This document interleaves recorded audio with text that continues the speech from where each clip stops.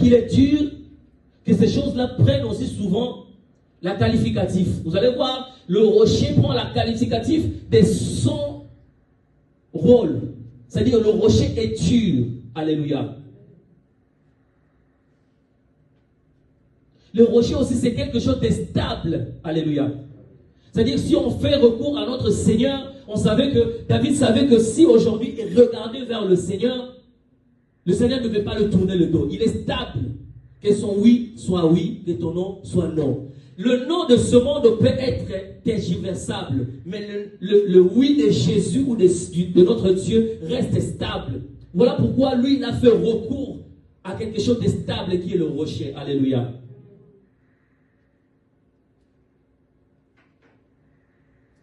J'aime aussi cette notion de la superposition. C'est-à-dire quoi? Si cette chair, je prends ma tablette, je le pose, la chair ne va pas se détruire. Alléluia. Parce que la chose qui le détient, elle est légère.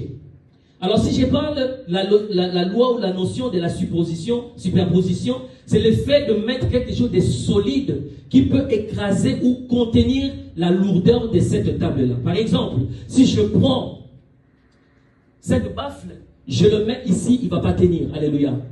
Et aujourd'hui, nous voyons aussi cet exemple-là devant le roi David.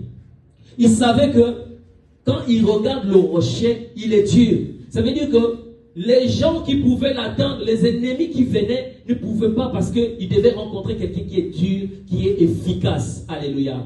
Alors pendant que nous allons prier ce soir, nous allons aussi demander à Dieu que notre rocher, la situation là dans ta vie, qui ne veut pas rencontrer cette superposition-là, qui ne veut pas rencontrer quelque chose de dur, présente-lui Jésus.